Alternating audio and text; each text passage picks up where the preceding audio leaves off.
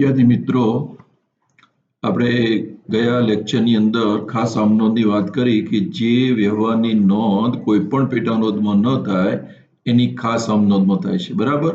તો એનું સ્વાધ્યાય જે છે એમાં આપણે વાત કરીએ તો જો પહેલો પ્રશ્ન શું છે, અન્ય પેટા નોંધોમાં ન નોંધાતો હોય તેવા હિસાબી વ્યવહારો કયા ચોપડામાં નોંધાય?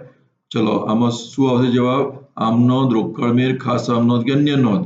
તો આમાં શું આવે? ખાસ આમ નોંધ આવે, બરાબર? ત્યાર પછી નીચેનામાંથી કોનો પેટા નોંધમાં સમાવેશ થતો નથી? જો આ વેચાણ નોંધ એ પેટા નોંધ છે, બરાબર? રોકડમેળ એ પણ પેટા નોંધ છે, ઉધાર નોંધ એ પણ પેટા નોંધ છે, ખાતા વહી એ પેટા નોંધ નથી, બરાબર? એટલે આ જવાબ આવે, સમાવેશ થતો નથી. ક વર્ષના અંતે ધંધામાં રહેલા આખા સ્ટોકની હવાલા નોંધ શા માટે લખવી જરૂરી છે? તો હવાલા નોંધ શા માટે લખાય? ભૂલ સુધારવા, સાચો નફો કે નુકસાન શોધવા, ખાતાની ફેરબદલી કરવા કે ખાતું બંધ કરવા? તો હવાલા નોંધથી સાચો નફો કે નુકસાન શું થાય? જાણી શકાય, બરાબર? પછી નવા ખરીદેલા યંત્રને ગોઠવવાની મજૂરીના રૂપિયા 1000 મજૂરી ખાતે ઉધાર્યા છે, ભૂલ સુધારતા કયા ખાતાને અસર થશે? તો જો ખરેખર યંત્રની મજૂરીના યંત્ર ખાતે ઉધાર થાય, મજૂરી ખાતે ઉધાર થાય નહીં. એટલે મજૂરી ખાતાને પણ ઉધાર કર્યા છે એટલે એને અસર થશે, અને યંત્રએ નથી કર્યું એટલે યંત્રને પણ અસર થશે. એટલે જવાબ શું આવશે? મજૂરી ખાતે અને યંત્ર ખાતે, બરાબર? બંનેને અસર પડશે, બરાબર?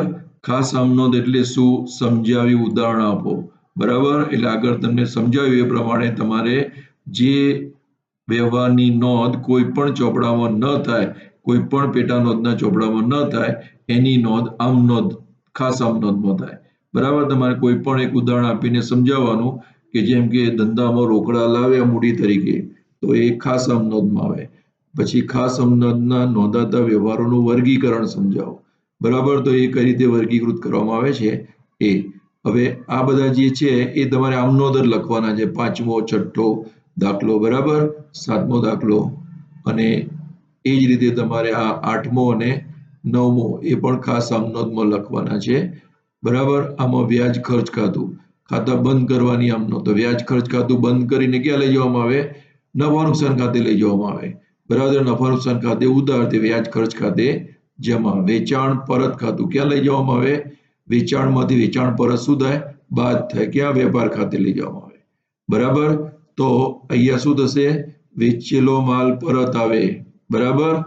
એટલે અહીંયા વેચેલો માલ પરત થશે અને વેપાર ખાતાની અંદર બીજી અસર આવશે, બરાબર?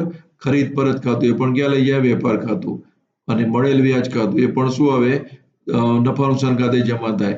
તો એને આપણે મળેલ વ્યાજ ખાતે ઉધાર, તે નફા નુકસાન ખાતે જમા. જાહેરાત ખર્ચ એ પણ નફા નુકસાન ખાતે, એટલે નફા નુકસાન ખાતે ઉધાર અને જાહેરાત ખર્ચ ખાતે જમા. પગાર ખાતું એ પણ નફા નુકસાન ખાતે. તો આ રીતે એમણે ખરીદ ખાતાની, વેચાણ ખાતાની વેપાર ખાતે થાય, ડિવિડન્ડની નફા નુકસાન ખાતે રીતે અસરો આપી દેવી પડે. હવે આપણે આ ચેપ્ટરમાં 7મું લેસનમાં 7મું ચેપ્ટર પૂરું કરીએ છીએ. હવે 8મા ચેપ્ટરમાં આપણે ખાતા વહી અને ખાતાવણી નેક્સ્ટ લેક્ચરમાં જોઈશું. ત્યાં સુધી રજા લઈએ. Bye bye.